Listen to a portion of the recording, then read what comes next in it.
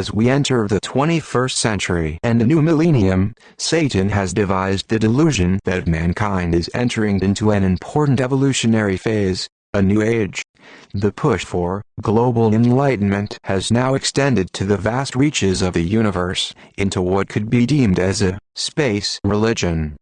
However, once this nebulous veil is lifted, a definite correlation emerges between the UFO alien phenomenon and occultic satanic activity.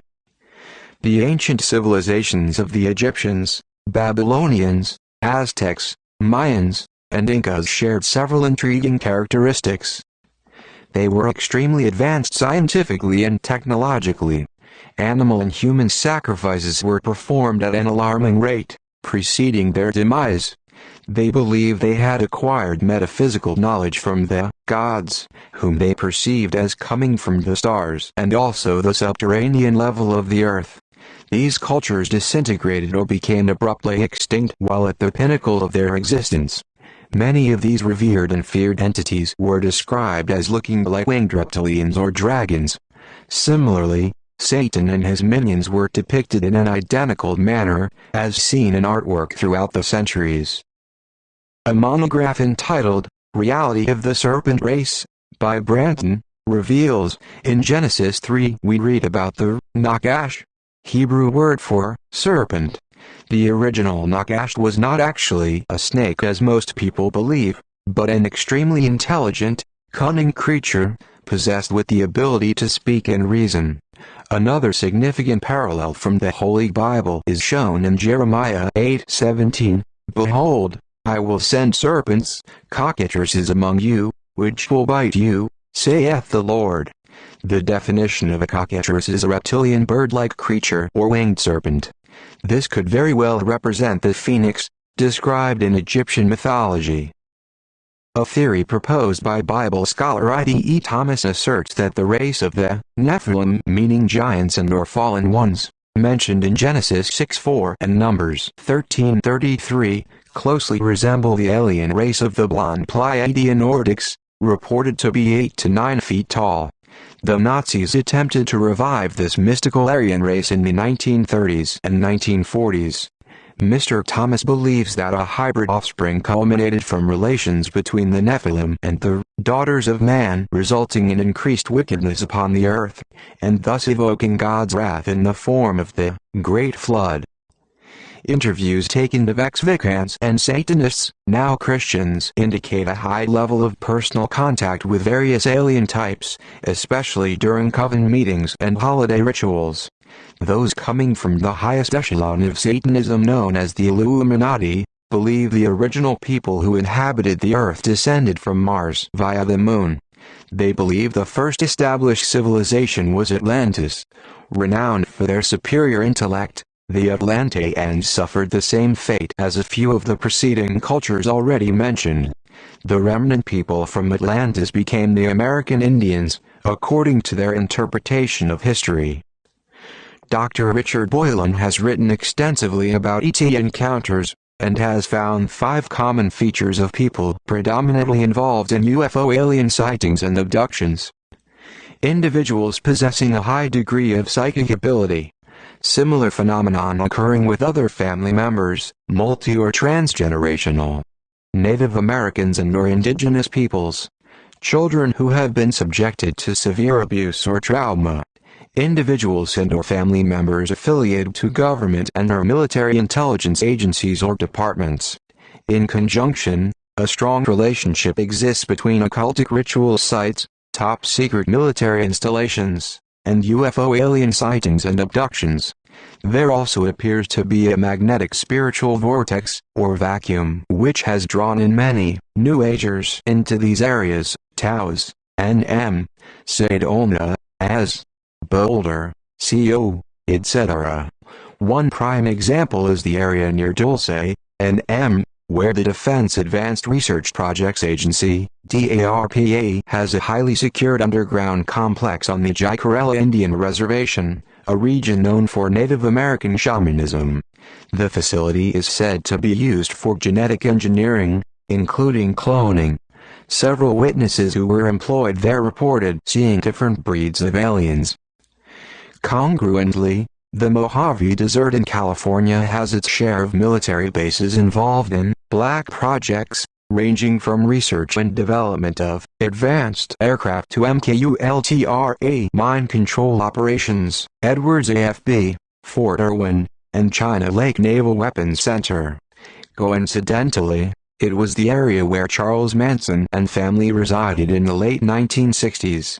It was also the general location described in the book, Outside the Circle of Time, 1980 by Kenneth Grant.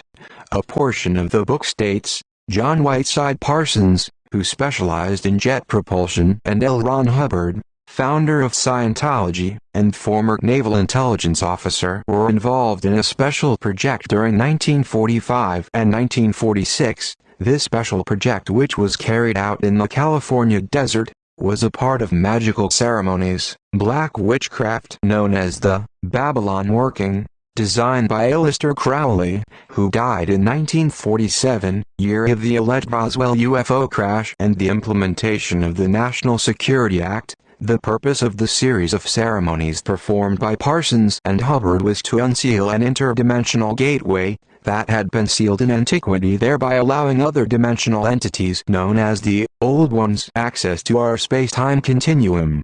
The culmination of the ceremonies was reported to have been successful, having resulted in the establishment of extraterrestrial contact. Crowley left behind a drawing of his invisible mentors, or as he called them, secret chiefs, spirit guides, entitled Lamb.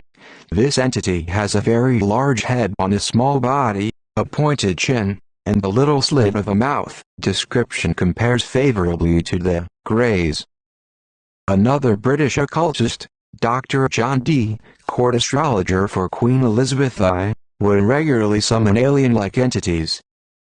Several abductees, psychics, through out-of-body experiences, and former employees of the Dulce facility reported seeing large vats, full of blood and body parts, essentially a human stew. Their understanding is particular varieties of aliens, mostly Greys, bathe in these vats to absorb nutrients through their skin. One of the secretions these aliens crave is adrenaline, which is generated in great quantity when the victim is tortured or traumatized at the moment of death. This glandular hormone is most potent in children. Striking similarities are found in Egyptian Satanism, as graphically detailed in the Egyptian Book of the Dead. Behold ye then God this great slaughter, mighty of terror, he washeth in your blood, he batteth in your gore. It was common practice for them to sacrifice infants and young children for the purpose of obtaining the life or energy force from the victim. Additional observations by some who have witnessed aliens recall distinct insignias or emblems on their uniforms. To no surprise, alien symbology is identical to that of the mystery religions of ancient Babylon. For instance, the winged sun disk is worn by the Draconis or reptilian race and is prominently displayed throughout the sliding scale of occultism. The double-headed eagle or phoenix is associated with the Leary Greys, a trademark of the Scottish Rite branch of Freemasonry. A book describing the interaction between non-human beings from other planets and the Enlightened Ones, 33rd degree Freemasons, is found in the book, The Hidden Life of Freemasonry. Mario Pasolini, Ph.D., published his meticulous research pertaining to alien symbols in a book titled Symbolic Messages, An Introduction to a Study of Alien Writing. He effectively deciphered over 150 samples and concluded that a high percentage of the alien alphabets are similar to magical alphabets of Hermetic and Enochian origins. Mario also surmised that, further, messages from aliens seemed in most people to act as a nucleus for a developing sense of purpose in life, and increased realization that of some kind of assignment from beyond humankind, and the heightened spiritual sense. The specific contents of these ideas can be of any religious denomination or orientation, and sometimes reveals or develops a totally new religion, usually with conglomerate pieces from known religions and other cosmic, planetary, or stellar schemes. A case epitomizing this cosmic consciousness has been disclosed by Sky Ambrose, an alleged UFO alien abductee who was interviewed by Art Bell on his nationally syndicated radio show, Dreamland, October 16, 1994. She and a friend were supposedly abducted in Colorado after observing a UFO in November 1989. Sky lost about 2 hours of time which she could not account for and decided to undergo hypnosis. A condensed version of what Ms. Ambrose recalled is as follows. The aliens looked translucent, with large heads upon thin, frail bodies. Their eyes were large and pronounced, but there was no recollection of noses or mouths.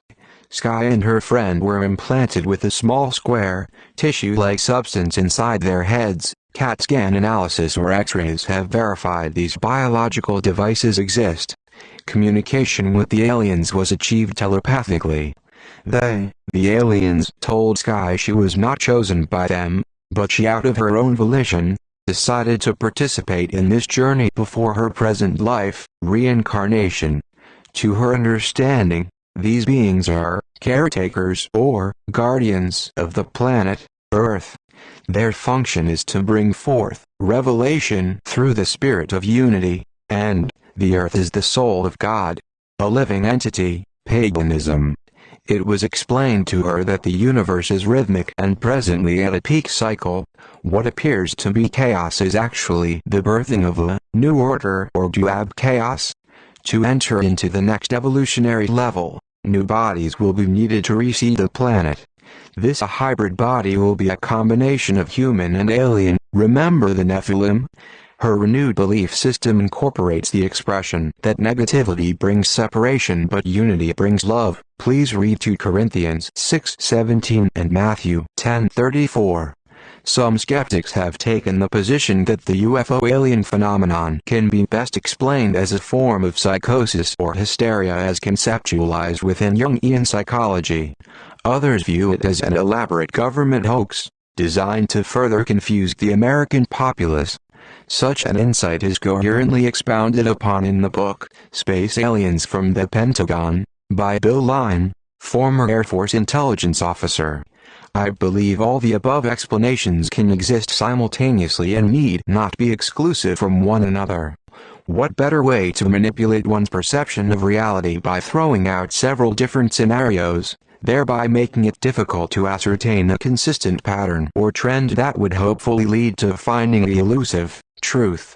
In adding to the perplexity, cattle mutilations have been theorized to be the nefarious work of space creatures for experimental purposes. Others feel it's a result of cultic rituals. Yet, another explanation is that it's a smokescreen perpetrated by government military psyops in order to escalate our already induced paranoia. Is that a black helicopter I hear? A few so-called experts in the field of ufology are excited about the possibility that someday soon, these seemingly benevolent and misunderstood intergalactic beings will openly reveal themselves to the Earth's human populace and bring about universal bliss. This grand deception is yet another lie conceived by the one referred to as that old serpent, Revelation 12:9. As history repeats itself, let it be understood that we are living in a time likened as, in the days of Noah 1 Peter 3:20. With dark skies prevailing and the overwhelming presence of evil around us, what are we to do? 1 Corinthians 10:13 explains, There hath no temptation taken you but such as common to man. But God is faithful, who will not suffer you to be tempted above ye are able, but will with the temptation also make a way to escape, that ye may be able to bear it. There is no physical place to hide from this onslaught of carnality except by taking refuge in our spiritual fortress, God Almighty, Psalm 91:2. I trust this article provided sufficient information to render an objective conclusion. From my perspective, these extraterrestrials are nothing less than demons in aliens' clothing. Grievously, many have and will succumb to the seductive aroma of pseudo-enlightenment, Mark 13:33. May we abide in Jesus, lest we partake in the abominations held within the mystery of iniquity, 2 Thessalonians 2:7-12.